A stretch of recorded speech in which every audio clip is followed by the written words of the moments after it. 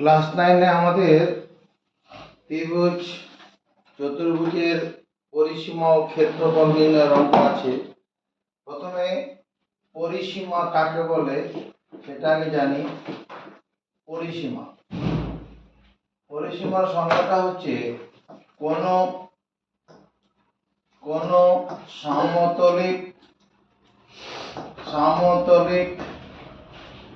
জ্যামিতিক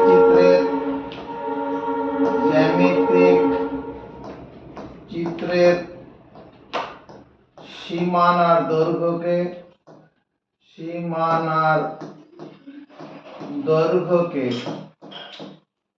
বলা হয়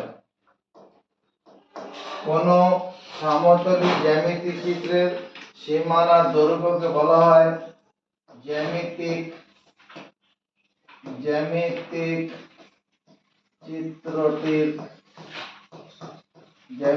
চিত্রটির পরিসীমা। মুখস্থ করো। কোন সমতলিক জ্যামিতিক চিত্রের সীমানার দৈর্ঘ্যকে বলে জ্যামিতিক চিত্রটির পরিসীমা। এটা আমরা ত্রিভুজ আঁকলাম, তিনটি সরল রেখাংশ দ্বারা বদ্ধ সমতলিক চিত্র, নাম দিচ্ছি এবিসি। এবিসি ত্রিভুজটির পরিসীমা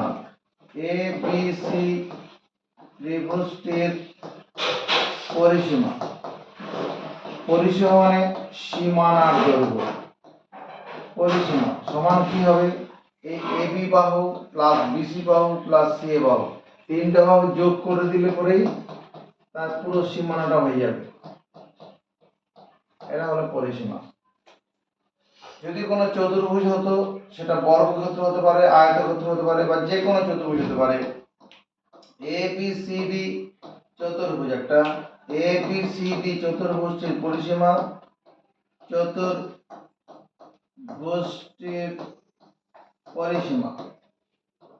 এবিসিডি চতুর্ভুজটির পরিসীমা এবি বাহু প্লাস বিসি বাহু প্লাস সিডি বাহু প্লাস ডিএ বাহু। দেখো, এই এবি বাহুর সঙ্গে বিসি বাহু যোগ করব, তার সঙ্গে সিডি যোগ করব, তারপর ডিএ যোগ করব, পুরো সীমানাটা হয়ে যাবে। ক্ষেত্রফলের ব্যাপারটা কি? ক্ষেত্রফলের সংজ্ঞাটা হচ্ছে কোন জ্যামিতিক চিত্রের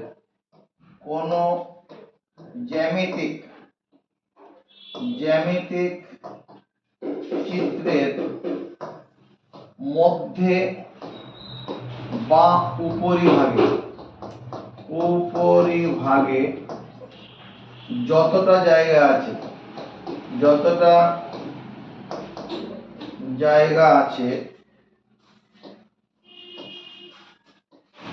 কোন জ্যামিতিক চিত্রের মধ্যে বা উপরিভাগে যতটা জায়গা আছে তা হলো জ্যামিতিক চিত্রটির ক্ষেত্রফল।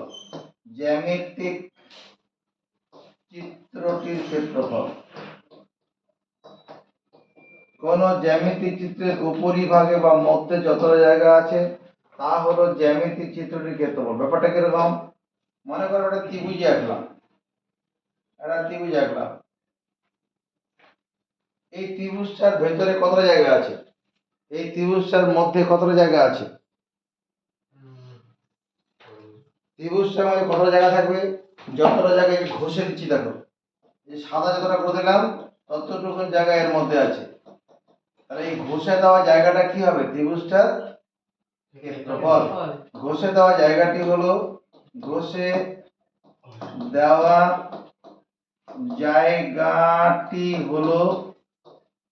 ত্রিভুজটির ক্ষেত্রফল।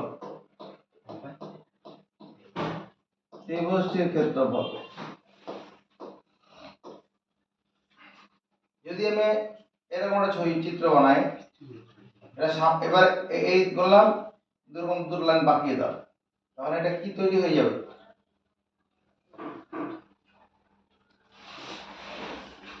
এরকম দেখো, একটা বল তৈরি হয়ে গেল না?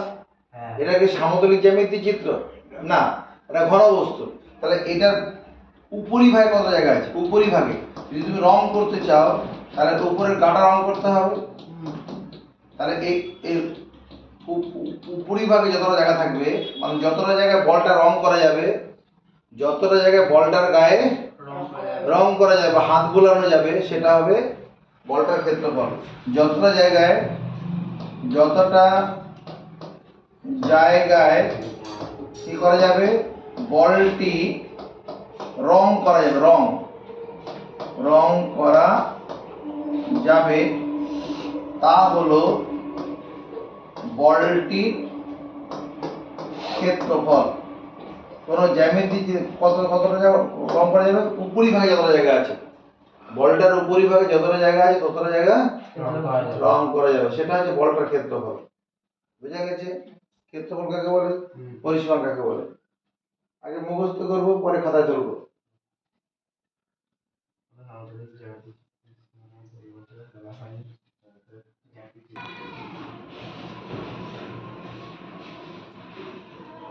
এবার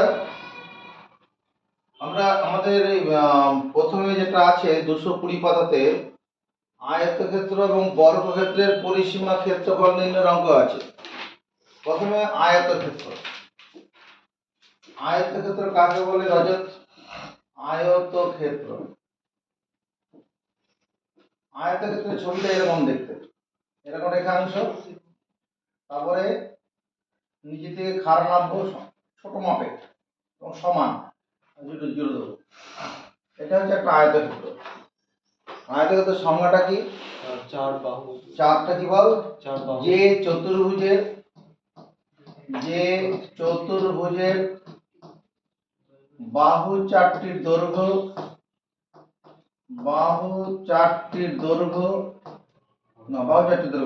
যে চতুর্ভুজের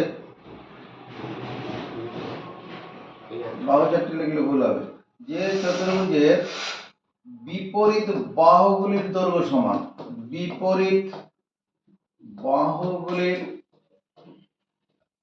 দৈর্ঘ্য সমান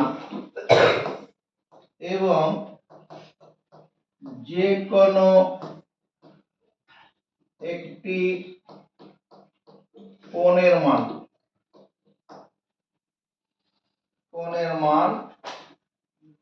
90 ডিগ্রি, তাকে বলে আয়তক্ষেত্র। কি বললাম? বিপরীত বাহুগুলির দৈর্ঘ্য সমান। এই বাহুটার দৈর্ঘ্য যদি a হয়, এই বাহুটার দৈর্ঘ্য a হবে। এই বাহুটা যদি b হয়, এই বাহুটার দৈর্ঘ্য b হবে। যে কোনো একটি কোণ, এই কোণটা যদি দিকে তাকায়, এই কোণটা 90 ডিগ্রি হবে। এই কোণটার দিকে যদি তাকায়, এই কোণটা 90 ডিগ্রি। যে কোনো কোণই 90 ডিগ্রি হবে। এটা একটা সংজ্ঞা।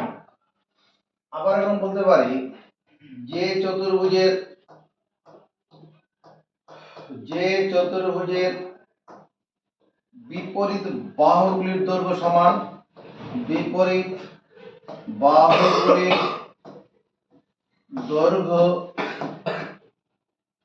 সমান এবং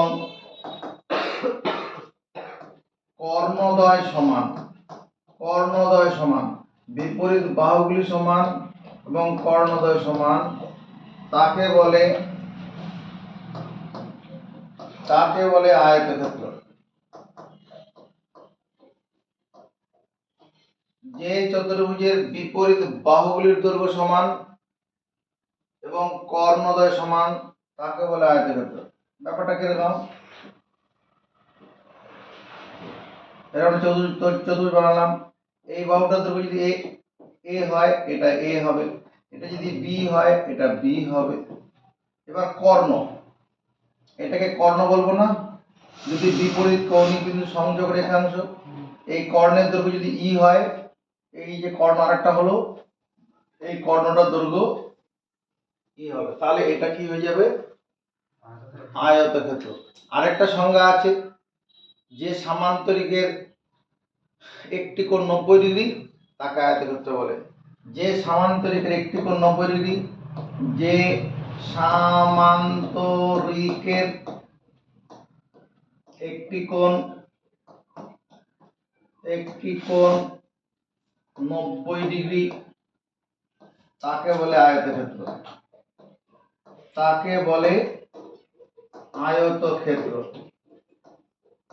এবার এই আয়তক্ষেত্র বলতে গিয়ে আমরা কখনো বলবো আয়তক্ষেত্রের দৈর্ঘ্য, আয়তক্ষেত্রের প্রস্থ, এই কথাগুলো বলবো। আয়তক্ষেত্রের দৈর্ঘ্য, কোন আয়তক্ষেত্রের কোন আয়তক্ষেত্রের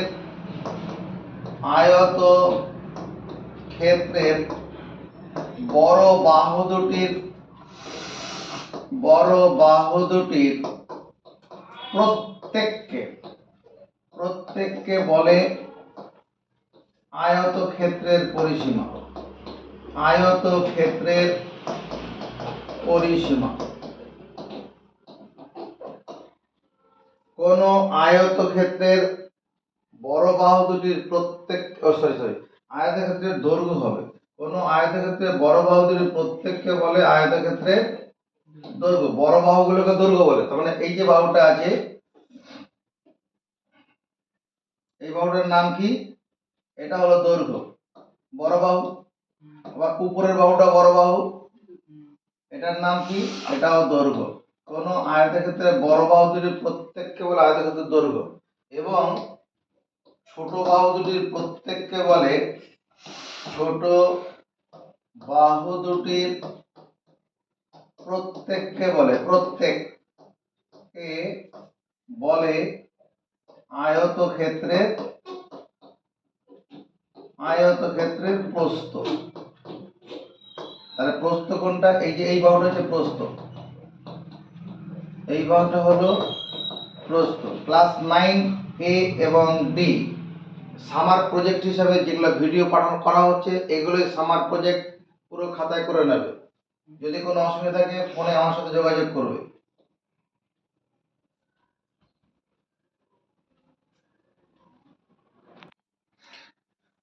আমাদের আয়তক্ষেত্রের পরে একটু বর্গক্ষেত্র সম্পর্কে জেনে নিই, ওটাও আমাদের লাগবে।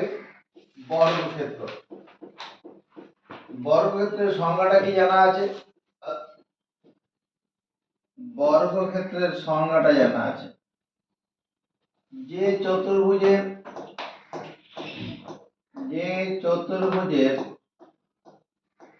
বাহু চারটির দৈর্ঘ্য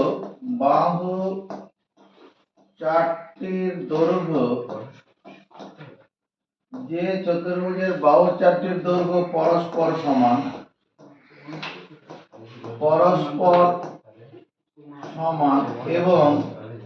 এবং কর্ণদ্বয় সমান,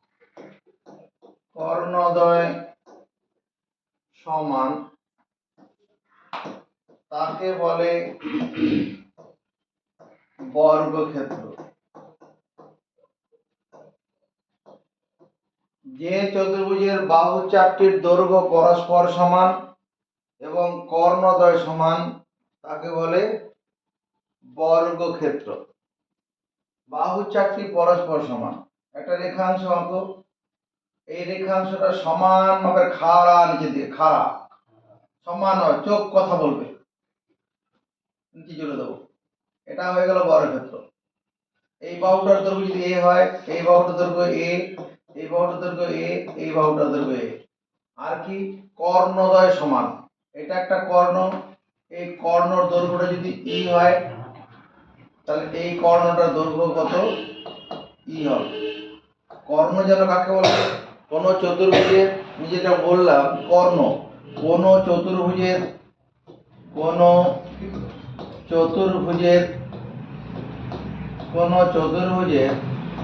দুটি বিপরীত কৌণিক বিন্দুর, ক্ষয়ৌকার মধ্যমহর্ষি ক, কৌণিক বিন্দুর সংযোজক সরল রেখাংশকে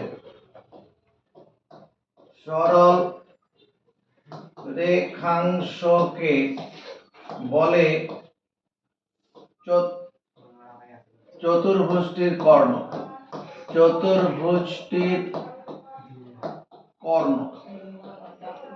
কোন চতুর্ভুজের দুটি বিপরীত কৌণিক বিন্দুর সংযোজক সরল রেখাংশকে বলে চতুর্ভুজের কর্ণ। এটা একটা কি বানালাম? চারটি সরল রেখাংশ দ্বারা বদ্ধ চিত্র। এই বিন্দুটার সঙ্গে এই বিন্দুটা কি? বিপরীত কৌণিক, দূরের, এই সংযোগ রেখাংশটার নামই হচ্ছে কর্ণ। চতুর্ভুজের কোন চতুর্ভুজের দুটি বিপরীত কৌণিক বিন্দুর সংযোজক সরলরেখাংশকে বলে চতুর্ভুজের কর্ণ। এবার তুমি একটা জিনিস জেনে রাখো,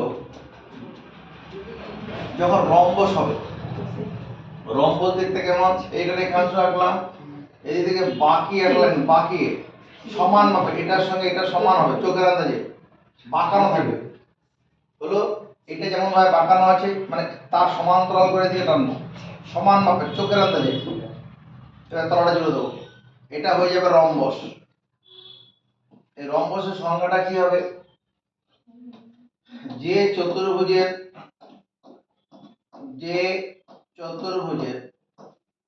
বাহু চারটির দৈর্ঘ্য পরস্পর সমান, বাহু চারটির দৈর্ঘ্য পরস্পর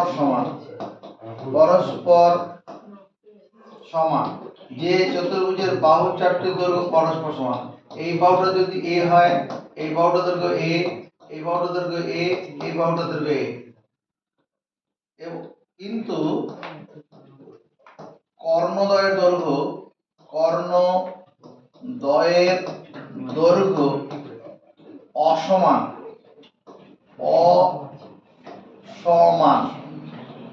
কর্ণদ্বয়ের দৈর্ঘ্য অসমান, তাকে বলে রম্বস। কর্ণদ্বয়, এটা একটা কর্ণ, বিপরীত ওই কর্ণের সংজ্ঞা অনুসারে এটা একটা কর্ণ। এই কর্ণটার দৈর্ঘ্য যদি মনে করো বি হয়, এটা আরেকটা কর্ণ হবে, এই কর্ণের দৈর্ঘ্য কি হবে? সি হবে, আলাদা মাপ হবে, ছোট বড় হবে। আরেকটা যেটা ভাইটাল করে নেব, বর্গক্ষেত্র এবং রম্বসের, অনেকে কাজে লাগবে, বর্গক্ষেত্র ও রম্বসের কর্ণদ্বয়, বর্গক্ষেত্র ও রম্বসের কর্ণদ্বয়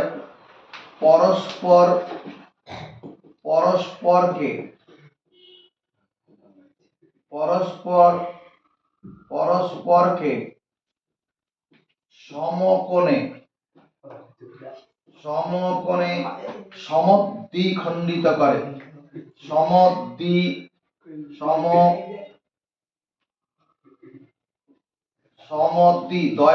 দয়ের নিচে ব, সমদ্বিখণ্ডিত করে।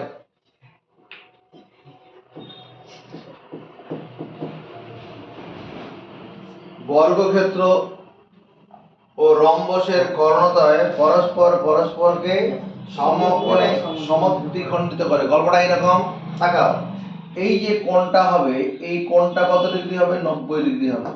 এখানেও কি হবে? এই কোণটা 90 ডিগ্রি হবে। কর্ণদ্বয় সমকোণে ছেদ করলো, কর্ণদ্বয় পরস্পরকে সমকোণে সমদ্বিখণ্ডিত করে। সমদ্বিখণ্ডিত করে মানে সমান দুটি খণ্ড, ওটাকে তাকাতে বল। সমদ্বিখণ্ডিত করে মানে সমান খণ্ডে ভাগ করে। ব্যাপারটা এরকম, এইটুকুনটার দৈর্ঘ্য, তাকাও, এই দৈর্ঘ্যটা যদি মনে কর 3 সেমি হয়, বোঝানোর জন্য বলছি আমি, এটা যদি 3 সেমি হয়, এই দৈর্ঘ্যটা কত হবে? এটাও 3 সেমি হবে। আবার এই দৈর্ঘ্যটা কত হবে? এটা যদি এখানে যেহেতু বর্গক্ষেত্র, এই কর্ণগুলো সমান হবে, তো এটা সবে 3 সেমি করেই হবে। 3 হলে 3, 4 হলে 4, 5 হলে 5 সেমি করে হবে। এই সব টুকরোগুলো সব সমান মাপের হবে। কিন্তু এখানে কি যদি এই অংশটা, এখানে তো কোণটা তো 90 ডিগ্রি হলোই, এই দৈর্ঘ্যটা যদি কত 4 সেমি হয়, এদিকের অংশটা কত হবে? এটাও 4 সেমি হবে। তবে না সমদ্বিখণ্ডিত হবে, সমদ্বিখণ্ডিত হবে। তো এবার এই দৈর্ঘ্যটা কত হবে? এটা যদি মনে কর 2 সেমি, তাই হোক, যদি 2 সেমি হয়, এই দৈর্ঘ্যটা কত? এটাও 2 সেমি হবে। কারণ বর্গক্ষেত্র রম্বসের কর্ণদ্বয় সমকোণে সমদ্বিখণ্ডিত করে। আর একটা কথা কি, বর্গক্ষেত্রের কর্ণদ্বয়ের দৈর্ঘ্য সমান, রম্বসের কর্ণদ্বয়ের দৈর্ঘ্য সমান নয়, রম্বসের কর্ণদ্বয়ের দৈর্ঘ্য সমান নয়। সমান নয় বলে এই কর্ণটা যদি 8 সেমি থাকে, এই কর্ণটা 8 সেমির কম বা বেশি থাকবে, কিন্তু এই টুকরোগুলো সমান হবে। সমদ্বিখণ্ডিত বলেছে। ওটা আরো ক্লিয়ার করি।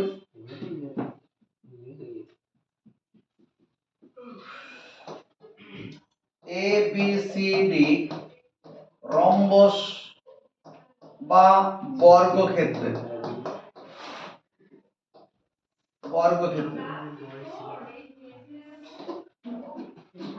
ধরি A B C D rhombus বর্গক্ষেত্রের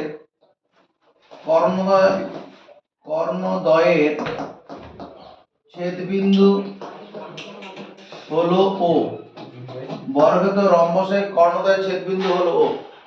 তাকাতে বলছি, ধরি বর্গক্ষেত্র রম্বসের কর্ণদ্বয়ের ছেদবিন্দু, বর্গক্ষেত্র এটা তো বর্গক্ষেত্র, ধরো এটা এ বি সি ডি, এর রম্বসের ক্ষেত্র নাম দিই এ বি সি ডি ছেদবিন্দু। অতএব কি হবে, কোণ ডিওসি, এই কোণ ডিওসি টা 90 ডিগ্রি হবে। এ ও ডি যদি বলো এটাও 90 ডিগ্রি হবে, কর্ণদ্বয় সমকোণে ছেদ করবে। আর কি সমদ্বিখণ্ডিত করে মানে কি, এবং কি হবে কোণ, কোণ বলছি, ও এর রেখাংশ, ও এ এই রেখাংশ সমান ওসি হবে। এই ও এ সমান ওসি, ওর ক্ষেত্রেও তাই হবে। আর কি হবে, ওবি সমান ওডি। ঠিক আছে, সব বর্গক্ষেত্র এবং রম্বসের কর্ণদ্বয় পরস্পরকে সমকোণে সমদ্বিখণ্ডে। আর তফাৎটা কোথায় হচ্ছে, রম্বসের ক্ষেত্রে কর্ণ দুটির দৈর্ঘ্য অসমান আর বর্গক্ষেত্রের ক্ষেত্রে সমান। আমাদের আয়তক্ষেত্র বর্গক্ষেত্রের পরিসীমা ক্ষেত্রফল অঙ্কগুলো করতে গেলে কতগুলো সূত্র মুখস্থ করতে হবে, কারণ আমরা তো পরিসীমা ক্ষেত্রফল কাকে বলে বুঝেছি, আয়তক্ষেত্রের ছবিটা কেমন, বর্গক্ষেত্রের ছবিটা কেমন সেটাও বুঝেছি বা দাবি করি। এবার হচ্ছে সূত্র দেখো, এটা আমার সঙ্গে সঙ্গে একটা আয়তক্ষেত্র বানাও, আয়তক্ষেত্র বানাও। এই বড় বাহুটার নাম কি বলবো, দৈর্ঘ্য, দৈর্ঘ্য, এটাও দৈর্ঘ্য। আর এই ছোট বাহুগুলো হচ্ছে প্রস্থ। সামার প্রজেক্ট হিসাবে যেগুলো ভিডিওগুলো যাচ্ছে সবই সামার প্রজেক্ট হবে। আয়তক্ষেত্রের পরিসীমা, আয়ত ক্ষেত্রের পরিসীমা, পরিসীমা মানে সীমানার দৈর্ঘ্য। তাহলে এই আয়তক্ষেত্রের পরিসীমা কি হবে, এই দৈর্ঘ্য প্লাস প্রস্থ তার সঙ্গে দৈর্ঘ্য প্লাস প্রস্থ, এই কটা করলেই হয়ে যাবে না। এই দৈর্ঘ্যটার সঙ্গে প্রস্থ যোগ করব, প্রস্থের সঙ্গে দৈর্ঘ্য যোগ করব, আবার এই প্রস্থটা যোগ করব, পরিসীমা হয়ে যাবে। এবার আয়তক্ষেত্রে তো এই দৈর্ঘ্যগুলোর দৈর্ঘ্য সমান, সংজ্ঞা অনুসারে বিপরীত বাহুর দৈর্ঘ্য সমান, তাহলে x প্লাস x মানে কত হয় 2x। তাহলে এই দৈর্ঘ্য আর এই দৈর্ঘ্য যোগ করলে 2 গুণন দৈর্ঘ্য, 2 গুণন দৈর্ঘ্য, প্রস্থ প্রস্থ যোগ করলে 2 গুণন প্রস্থ। দায়িত্ব নিয়ে মুখস্থ করব, আয়তক্ষেত্রের পরিসীমা সমান আয়তক্ষেত্রের পরিসীমা সমান 2 গুণন দৈর্ঘ্য প্লাস 2 গুণন প্রস্থ। এটা প্রথম সূত্র হিসেবে মুখস্থ করে ফেলবো। আয়তক্ষেত্রের ক্ষেত্রফল, আয়তক্ষেত্রের ক্ষেত্রফল, আয়তক্ষেত্রের ক্ষেত্রফল কোন রকম কিছু না বুঝে চালাও মুখস্থ। দৈর্ঘ্যের সঙ্গে প্রস্থ গুণ করলে আয়তক্ষেত্রের ক্ষেত্রফল বেরিয়ে যায়, ভেতরে কতটা জায়গা আছে বেরিয়ে যায়। আয়তক্ষেত্রের ক্ষেত্রফল দৈর্ঘ্য গুণ প্রস্থ। এবার দেখো আয়তক্ষেত্রের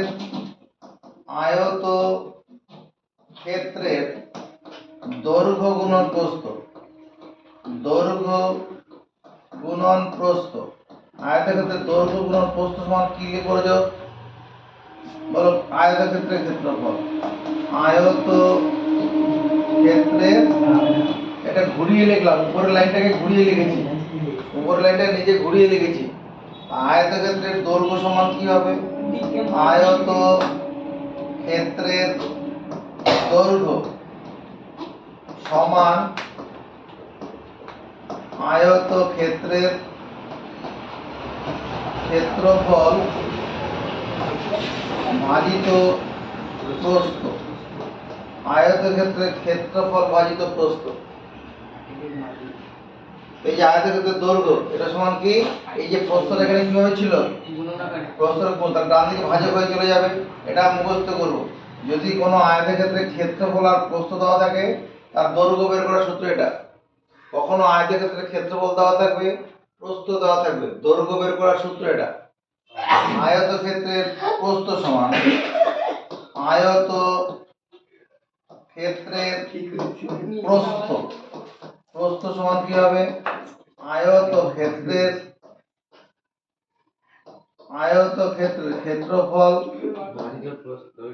ভাজিত দৈর্ঘ্য। ক্ষেত্রফলকে দৈর্ঘ্য দিয়ে ভাগ করব। অর্থাৎ যদি কখনো আয়তক্ষেত্রের ক্ষেত্রফল দেওয়া থাকে, দৈর্ঘ্য দেওয়া থাকে, ক্ষেত্রফল আর আয়তক্ষেত্রের দৈর্ঘ্য দেওয়া থাকে, প্রস্থ বের করার সূত্র এটা। তাহলে এটা 3 নম্বর হিসেবে মুখস্থ করব, এটা 4 নম্বর হিসেবে মুখস্থ করব। এবার দেখো এখানে আমি একটা কি ত্রিভুজ বানালাম। এই ত্রিভুজটাকে কি ত্রিভুজ বলবো, এটা একটা সমকোণী ত্রিভুজ। কি করে বুঝলাম, এই কোণটা 90 ডিগ্রি দেখাচ্ছে। যে ত্রিভুজের একটি কোণ 90 ডিগ্রি তাকে সমকোণী ত্রিভুজ বলে। সমকোণী ত্রিভুজের সমকোণের বিপরীত বাহুকে বলে অতিভুজ। এই বাহুটার নাম কি, অতিভুজ। সমকোণের বিপরীত বাহুকে অতিভুজ বলা হয়। ত্রিভুজটা যে বাহুর উপর দাঁড়িয়ে আছে এটাকে আমি ভূমি বলি। যে বাহুর উপর দাঁড়িয়ে থাকে এটা ভূমি। আর যে লম্ব, এটা লম্ব, লম্ব বললেও হবে, উচ্চতা বললেও হবে। লম্ব বললেও হবে, উচ্চতা বললেও হবে। সমকোণী ত্রিভুজের ক্ষেত্রে পিথাগোরাস, সমকোণী ত্রিভুজের ক্ষেত্রে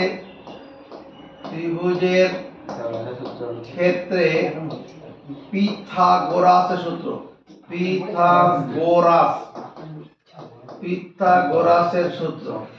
সমকোণী ত্রিভুজের ক্ষেত্রে পিথাগোরাসের সূত্রটা হচ্ছে অতিভুজের হোল স্কয়ার, সমান ভূমি স্কয়ার প্লাস লম্ব স্কয়ার, বা উচ্চতা স্কয়ার লিখলে হবে। এটা দায়িত্ব নিয়ে মুখস্থ করব। এর পরের লাইনে তুমি যদি লেখো অতিভুজ সমান, এখানে স্কয়ার তুলে দিলে ডান দিকে বর্গমূল হবে, রুট ওভার ভূমি স্কয়ার প্লাস লম্ব স্কয়ার। এবার চলে আসি এখানটায়। এই যে আয়তক্ষেত্রটা আছে, আমি যদি এই কর্ণটা যোগ করলাম, এই কর্ণটা যোগ করার পরে এই যে ত্রিভুজটা হলো অর্ধেক ত্রিভুজটা, এই ত্রিভুজটাকে আমি সমকোণী বললে কোনো আপত্তি হবে না, কারণ এই কোণটা তো 90 ডিগ্রি। তখন এই কর্ণটা কি, এই কর্ণটা কিসের মর্যাদা পেয়ে গেল, অতিভুজের মর্যাদা পেয়ে যাবে। কর্ণটা হয়ে যাবে অতিভুজ। তাহলে আয়তক্ষেত্রের একটি কর্ণ, আয়তক্ষেত্রের 5 নম্বর সূত্র, আয়তক্ষেত্রের একটি কর্ণ সমান আয়তক্ষেত্রের একটি কর্ণ সমান, এখানে কর্ণ মানে অতিভুজ, আয়তক্ষেত্রের কর্ণ মানে এই কর্ণটাই তো অতিভুজের কাজ করবে। হ্যাঁ, আয়তক্ষেত্রের একটি কর্ণ সমান রুট ওভার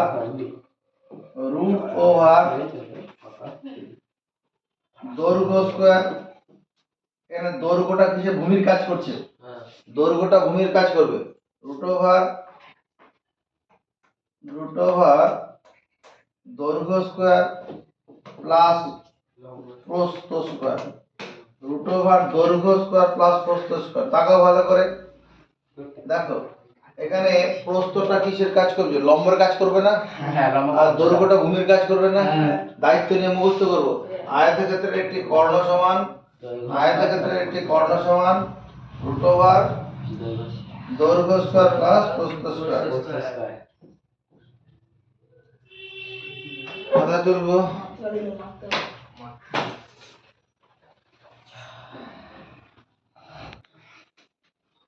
এবার আমরা একটু বর্গক্ষেত্র নিয়ে পড়াশোনা করে নেই, তারপরে অঙ্কতে যাব।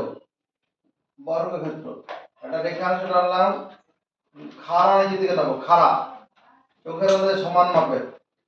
চোখের আন্দাজে সমান মাপে নিচেটা জুড়ে দেবো। এটা হয়ে গেল বর্গক্ষেত্র। বর্গক্ষেত্র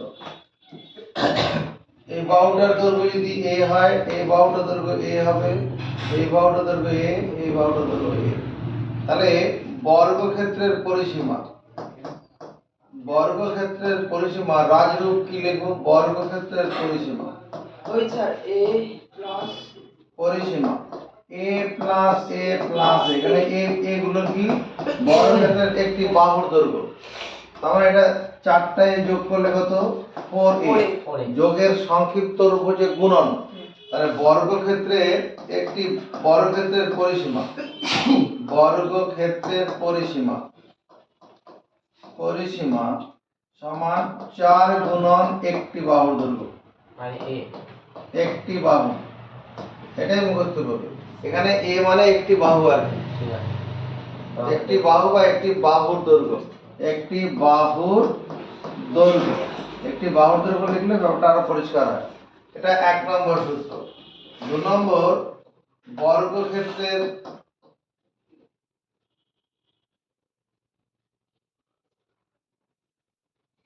বর্গক্ষেত্রের ক্ষেত্রফল, বর্গক্ষেত্রের ক্ষেত্রফল।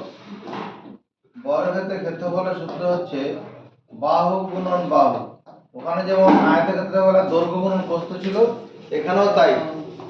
ওখানে দৈর্ঘ্য প্রস্থগুলো আলাদা মাপ ছিল, এখানে একই মাপ হবে, বাহু গুণন বাহু চলে যাবে। বর্গক্ষেত্রের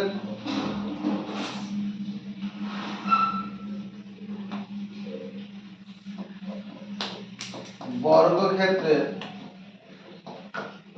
একটি বাহু সমান একটি বাহু সমান রুট ওভার ক্ষেত্রফল। যদি কখনো বর্গক্ষেত্রের ক্ষেত্রফল দেওয়া থাকে, বাহুর দৈর্ঘ্য বের করতে বলে, তাহলে এই সূত্রটা প্রয়োগ করব। 4 নম্বর সূত্র হচ্ছে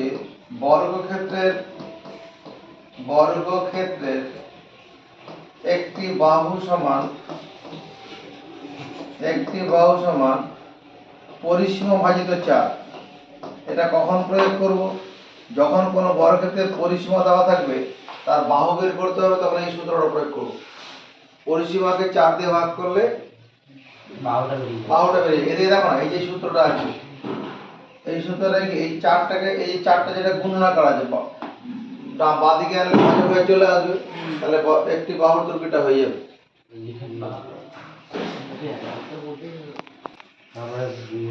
3 নম্বর কোশ্চেনটা করো।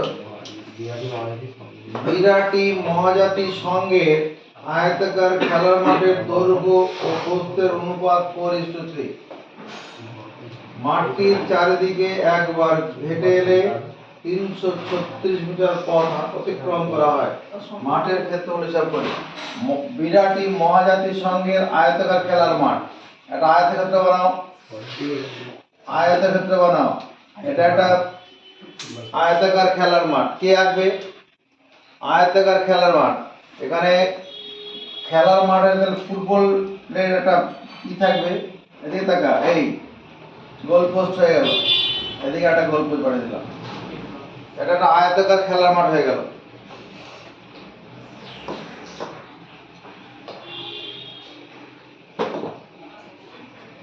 আয়তাকার খেলার মাঠ। প্রশ্নানুসারে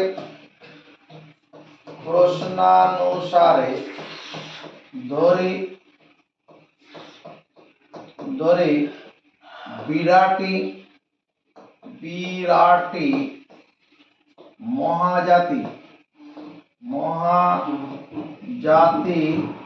মহাজাতি সঙ্গের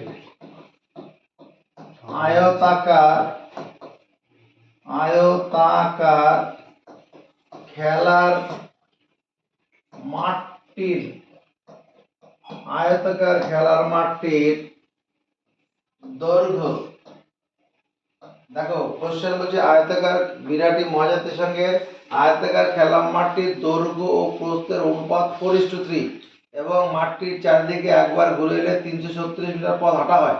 এরকম আছে না? তাহলে আমি লিখবো দৈর্ঘ্য সমান 4x মিটার এবং প্রস্থ সমান 3x মিটার। এই দৈর্ঘ্যটা ধরলাম 4x মিটার, 4x মিটার, আর এটা কত 3x মিটার। আবার প্রশ্নানুসারে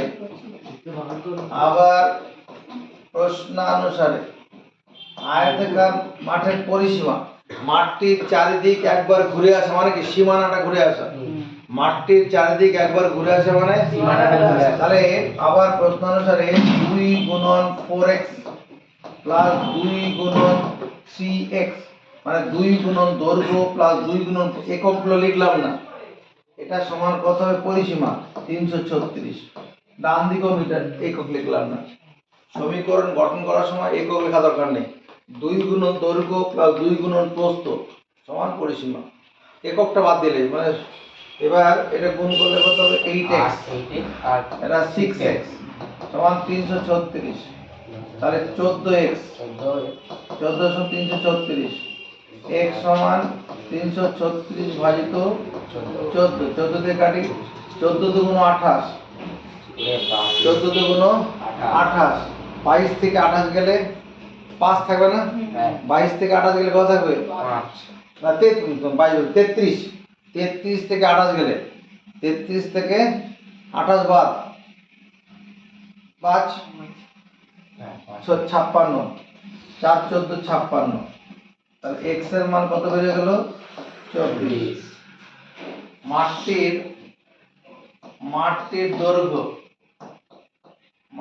দৈর্ঘ্য সমান কত লিখবো কারণ মাঠটির দৈর্ঘ্য কত লিখবো 4 গুণন 24 মিটার।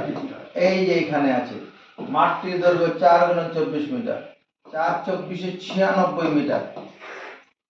মাঠটির প্রস্থ কত লিখবো রাজত 3 গুণন 24 মিটার, 3 24 72 মিটার। এগুলা উত্তর নয়। মাঠটির ক্ষেত্রফল, মাঠটির ক্ষেত্রফল কি লিখবো 96 into 70 96 মিটার ইনটু 70। কোন ক্ষমতার বলে বললে এটা, কোন ক্ষমতার বলে বললে কোন কিছু বুঝে বললি, কি বুঝেছিস কি কি সংখ্যাটা কি সংখ্যা কত আছে এটা 2 ক্ষেত্রফল এটা কি ঠিক আছে না ভুল আছে, ঠিক আছে। হ্যাঁ কি কেন ঠিক আছে, দৈর্ঘ্য ইনটু প্রস্থ, হ্যাঁ আয়তক্ষেত্রের ক্ষেত্রফল সমান দৈর্ঘ্য গুণন প্রস্থ, ওই জন্য ঠিক আছে। আয়তক্ষেত্রের ক্ষেত্রফলের সূত্র হচ্ছে আয়তক্ষেত্রের দৈর্ঘ্য গুণন প্রস্থ। এবার এটা গুণ করব, গুণের টেকনিক দেখো, এক লাইনে গুণ 96 72, এক লাইনে গুণ অফার টুকি দেখার জন্য উপর থেকে নিচে গুণ করো 6 দুগুণ 12 2, হাত থাকলে 1, ক্রসে গুণ করো ক্রস 9 দুগুণ 18 আর 6 7 42, 18 আর 42 যোগ করলে কত হবে 60 বল, 18 আর 42 যোগ করলে কত হয়, আরে 42 এর 2 নিয়ে 18 কে দিয়ে দাও, হ্যাঁ তো 40 20 হয়ে যাবে না 60, আর হাতে ছিল 1 তাহলে 61, হাতে হবে 6, উপর থেকে নিচে গুণ আবার করব 8 না 7 না 63, আর হাতে ছিল কত 6, 63 আর 6 69, বোঝা যায়নি তো, বোঝা যায়নি তো, হ্যাঁ আবার দেখে নে উপর থেকে নিচে গুণ করব 6 দুগুণ 12, হাত থাকলো 1, এবার ক্রসে গুণ করব ক্রস 42 আর 18 60, 9 দুগুণ 18 আর 6 7 42, 18 আর 42 এ 60, হাতে ছিল 1, 61 1, হাতে হলো 6, আবার উপর থেকে নিচে গুণ করব 7 9 63, 63 6 69। এগুলো বলে বৈদিক ম্যাথমেটিক্স, এগুলো নিয়ে এই গরমের ছুটিতে বেশ কয়েকটা ক্লাস করব, যাদের প্রয়োজন হবে দেখে নেবে তখন আসবে। 6912 বর্গ মিটার, এটাই উত্তর।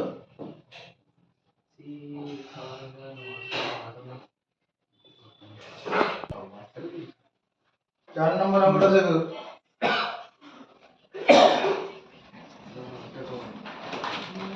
4 নম্বর কোশ্চেনটা পড়বো। 4 নম্বর। প্রতি বর্গ মিটারে 3 টাকা 50 পয়সা হিসাবে সমর্থের বর্গাকার জমি চাষ করতে খরচ 1400 টাকা। প্রতি মিটার 8 টাকা 50 পয়সা হিসাবে সমর্থের জমিটির চারদিকে একই উচ্চতায় বেড়া দিতে কত খরচ হবে? প্রথমে একটা সমর্থের বর্গাকার জমি বানাই। সমর্থের বর্গাকার জমি, বর্গতে বানাও। এই একটা বর্গাকার জমি, এই জমিটা চাষ করতে পারে। চাষ কোথায় করে? এই জমির ভিতরে করে, মানে ক্ষেত্রফলে চাষ করা হয়। চাষ কোথায় করা হয়? ক্ষেত্রফলে চাষ করা হয়। এখানে কি বলেছে? 3 টাকা 50, মানে 350 ভাজিত 100। এত টাকা খরচ হয়, এত টাকা খরচ হয় 1 বর্গমিটার চাষ করতে। 1 বর্গমিটার জায়গা চাষ করতে লিখলে ভালো হয়। 1 বর্গমিটার জায়গা চাষ করতে। কোনো আপত্তি নেই? মাথা উঁচু করো। এবার 1 টাকা খরচ হয়, সেটা একটা শূন্য কমিয়ে দিই। 1 টাকা খরচ হয়, তাহলে 3 টাকা 50 পয়সার জন্য যদি 1 বর্গমিটার জায়গা চাষ করা খরচ হয়, 1 টাকা খরচ করার জন্য কম জায়গা হবে। কম হলে ওইগুলো ভাগ হয়। তাহলে এটা যদি ভাগ হয় নিচে চলে যাবে। নিচে চলে গেলে কি হবে? উপরে 10 উঠে যাক, নিচে 35 চলে যাক। ভাগ হবে তো, মানে উল্টে যাবে আর কি। ভগ্নাংশটা উল্টে যাবে। আর 1400 টাকা খরচ করা ব্যাপার আছে। 1400 টাকা খরচ করার জন্য বেশি জায়গা লাগবে, বেশি হলে গুণ হয়ে যাবে। 1400 নিচে 35, এত বর্গমিটার জায়গা, এত বর্গমিটার। তাকাবে, এটা যদি আমি একবারে 35 দিয়ে কাটলে 4 হবে এখানে। 4 35 140, 35 0 0। 35 কে 4 দিয়ে গুণ করো, 140 হয়ে যাবে। অথবা তুমি 5 দিয়ে কাটাকুটি করে নেবে, বা 7 দিয়ে কাটাকুটি করতে, তাও হতো। মানে 400 বর্গমিটার হচ্ছে। 400 বর্গমিটারটা কি? 400 বর্গমিটার ওই বর্গাকার জমির ক্ষেত্রফল। বর্গাকার জমির ক্ষেত্রফল। আমার প্রশ্ন হচ্ছে, জমিটির চারিদিকে বেড়া দিতে, বেড়ার সীমানা কেটে হবে, সীমানার পরিসীমা বার করতে হবে। আমার বর্গক্ষেত্রের ক্ষেত্রফলটা জানা আছে, এটা ক্ষেত্রফলটা জানা আছে। তাহলে বর্গাকার জমির একটি বাহু কত হবে? বর্গাকার জমিটির একটি বাহু, দৈর্ঘ্য। বর্গাকার জমিটির একটি বাহুর দৈর্ঘ্য কত হয়? যদি ক্ষেত্রফল জানা থাকে, বাহুর দৈর্ঘ্য বের করার সূত্র কি? √ওভার ক্ষেত্রফল। ক্ষেত্রফল 400 বর্গমিটার। 400 টাকা আমরা লিখতে পারি 20 গুণন 20। 20 গুণন 20 করলে 400 হয়ে যাবে না? আর বর্গমিটার মানে মিটার গুণন মিটার। আর বর্গমূলের ভিতরে যদি জোড়া সংখ্যা থাকে, একটা বেরিয়ে আসবে। তাহলে 20 মিটার। দুটো মিটার থেকে একটা মিটার বেরোলো, দুটো 20 থেকে একটা 20 বেরোলো। তাহলে অতএব সমর্থের বর্গাকার জমিটির পরিসীমা, সমর্থের বর্গাকার জমিটির পরিসীমা কত হবে? 4 গুণন 20 মিটার। সমর্থন পাই, কারণ বর্গক্ষেত্রের পরিসীমা 4 গুণ একটি বাহু। বর্গক্ষেত্রের পরিসীমা 4 গুণ একটি বাহু। তাহলে এটা কত দাঁড়াচ্ছে? 80 মিটার। এটা উত্তর নয়। জমিটির চারিদিকে বেড়া দিতে কত খরচ? টাকা। জমি বেড়া দেবো, এই যে দিচ্ছি বেড়া, এরকম সমান দৈর্ঘ্যের দাগ এরকম আঁকলাম।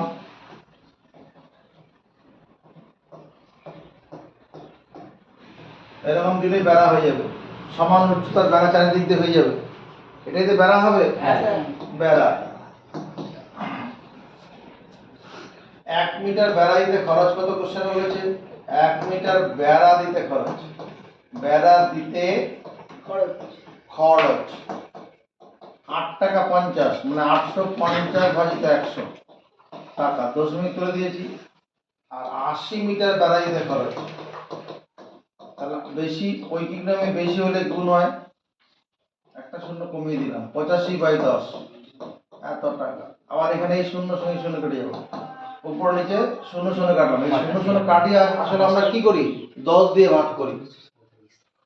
উপর গুণ করে 5 8 40 এর শূন্য, 8 8 64 68। এটা বেড়া দেওয়ার খরচ, বেড়া দেওয়ার খরচ। তাহলে তো দিয়ে গেল 17 নম্বর কোশ্চেনটা পড়ো। 17 হ্যাঁ, বাকি অঙ্কগুলো পরের দিন হবে। 17 নম্বর বলছি একটি আয়তক্ষেত্রে কর্ণের দৈর্ঘ্য 15 মিটার। এরকম একটা আয়তক্ষেত্র আছে, এই কর্ণটার দৈর্ঘ্য দেওয়া আছে 15 মিটার। আর কি বলা আছে, দৈর্ঘ্য ও প্রস্থের অন্তর 3 মিটার। দৈর্ঘ্য প্রস্থের অন্তর 3 মিটার। যদি আমি এই প্রস্থটাকে x মিটার ধরে নেই, তাহলে দৈর্ঘ্যটা কত হবে কোশ্চেন অনুসারে x প্লাস 3 মিটার। যদি আমি আয়তক্ষেত্রের প্রস্থটাকে x মিটার ধরি, দৈর্ঘ্যটা কত x প্লাস 3, তবেই না অন্তর। অন্তর মানে বিয়োগফল, অন্তর মানে বিয়োগফল। প্রশ্নানুসারে ধরি একটি আয়তক্ষেত্রের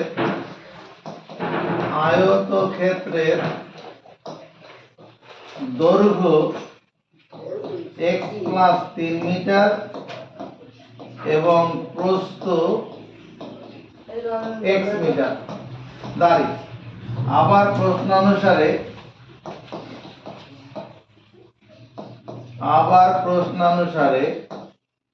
15 মিটার তার স্কয়ার, না সরি 15 মিটারের, ঠিক আছে, 15 মিটারের স্কয়ার সমান x প্লাস 3 এর whole square plus x square. লেখা যাবে কিনা, অতিভুজের স্কয়ার সমান ভূমি স্কয়ার প্লাস লম্ব স্কয়ার। এটা একটা সমকোণী ত্রিভুজ, পিথাগোরাসের সূত্রটা কাজ করবে।